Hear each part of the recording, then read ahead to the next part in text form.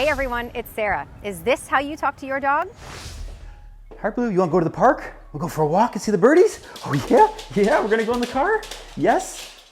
Okay, all right. We gotta be good though. You gotta be good. Are you being good? We're gonna ride in the car. You gonna put your head out the window? Yeah? Look at the birdies?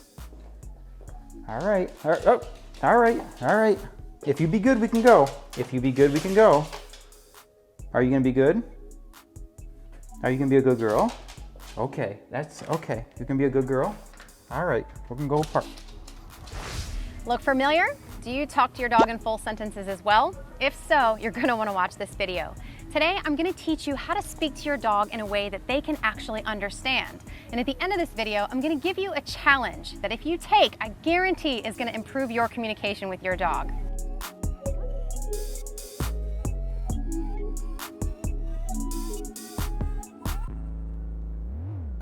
So getting right into it, one of the most common problems that I see is clients over communicating with their dog every single day, meaning using way too many words. Now, to no fault of their own, it's only natural for us humans to communicate with our words. That's what we're used to. But dogs aren't humans. Shocker, I know, right? But what I mean by that is that different species communicate different ways, and dogs are no exception to that. So it's important to understand how to effectively use your words when communicating with your dog. And that's what this video is all about. Come again? You know I don't speak Spanish. In English, please. Huh? You pooped in the refrigerator. So why is talking to your dog so confusing to them? Well, when you're trying to provide direction and they only understand a word or two out of an entire sentence of what you're saying, it can be incredibly confusing. Giving a dog full sentences when trying to provide direction or a cue to them is like asking for directions when you're in a foreign country and there's a language barrier. The person you're talking to doesn't understand your language and maybe can pick out a word or two here or there, but there's no context to those words, so it might lead you down the wrong path or in the wrong direction. Same goes with your dog. They only understand a word here or there and they try to piece that together. So the result could be an undesirable behavior or your dog learning to ignore you because they can't understand what you're asking anyhow. To give you an example of what some of the things are that people say that might be a little on the wordy side. Come here, mama. Good girl, you wanna get down? Good. Something like asking a simple sit.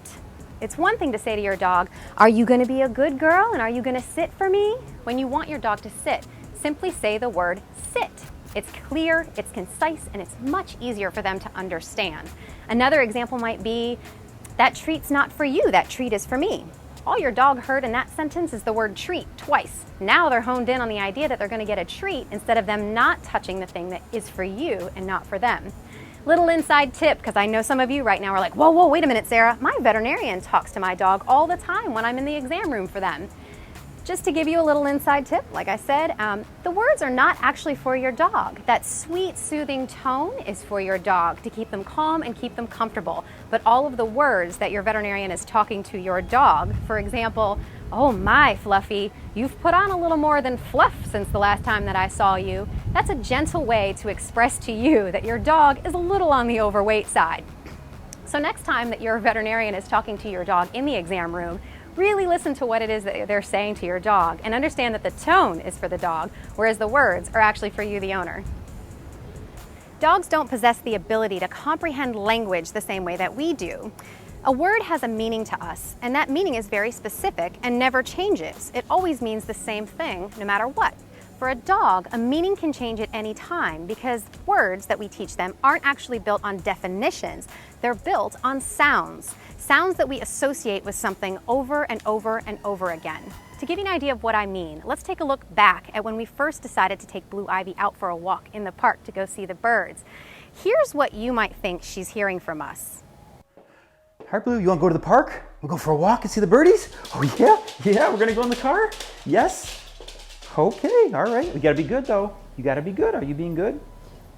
Now here's what Blue Ivy probably is actually hearing and extracting from that conversation. Hi Blue, you want to go to the park?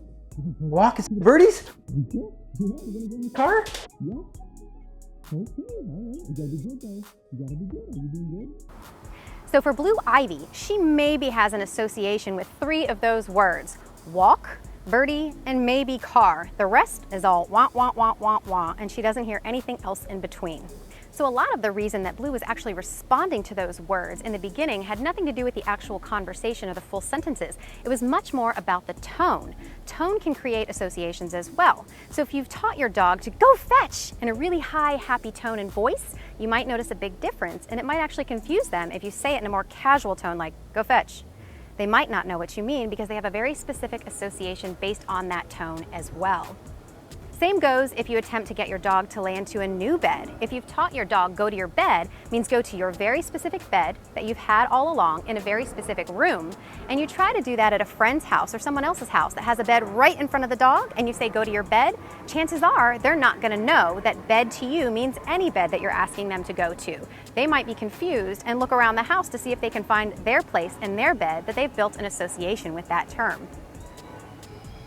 Well, let's talk about how tone and energy can play a role in all of this. We'll use the example of when we asked Blue if she wanted to go for a walk in the park to see all the birds. All right, let's get in the car. Now, she has an association with the words bird because she gets really, really excited when she hears that word. Usually, she knows that she's a little tired out right now. But her association with that word is super high energy. Same thing with walk. That word is associated with super high energy as well. So just taking out the leash gets them excited because they're going to go for a walk. But when you use the words over and over and over again, you really jack that energy up super, super high, top level. So what's the problem with them being super excited to go out for a walk or go to the park? We should be excited, right? The problem comes into play when humans get frustrated with their dog and even correct or punish their dog when they get to that external environment and their dog is all jacked up. They're much more likely to get a case of selective hearing or be reactive to their external environment, other animals, other dogs, that sort of thing. Dogs just make much better decisions altogether when they're in a thinking state of mind and they're nice and calm and not super jacked up on energy and being really, really impulsive. Ultimately, it makes no sense to get frustrated with your dog if you're just trying to go for a relaxing walk in the park with your dog, but you've just spent this time getting them all jacked up and excited and ready to go like they're about to enter a cage fight. Now, this doesn't mean you shouldn't talk to your dog at all, by no stretch. All it means is that you shouldn't have full-on conversations with your dog when you're trying to provide direction. Dogs love it when you talk to them. That's why you get that cute little side head tilt and they listen intently and they get the wiggles when you carry on a conversation with them. Yes, continue doing that, just not when you're trying to provide direction to your dog. Use very short, concise, and clear words to effectively communicate what it is that you're trying to convey to your dog. It makes it much more simple. What that means is less frustration for them, less frustration for you, more compliance overall, and most importantly, a much better relationship with your dog. Okay, so here's the challenge. What I want you to do is pick one whole day, perhaps a Saturday or a Sunday that you're off and you can practice this a lot throughout the day. And I want you to only use one single word with each individual interaction that you have with your dog. Bonus points if you can use no words in communicating with your dog throughout this experiment. See how your dog responds to no words, but only using your facial expressions, using your body language, and using reward when they exhibit desirable behaviors and removing reward when they exhibit undesirable behaviors. Check in with your dog and see how they respond to that. Let me go ahead and give you an example of what that looks like. So I'm going to use the same example from the earlier scene when we wanted to take Blue Ivy for a WALK. Let's see what this should look like to keep the energy level down and effectively communicate.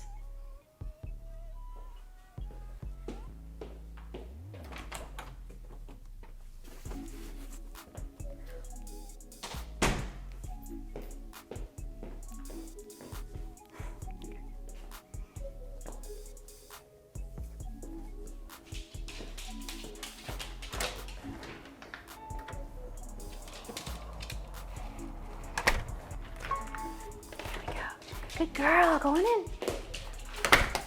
So that might seem like a pretty simple example. My guess is your dog is probably more excited than Blue. She's typically a lower energy dog, but the whole idea is less communication is better. Helps keep that energy level down low, keep them in the right frame of mind, and listening in for those cues for the words that they do know and will respond to so they don't become selective listeners.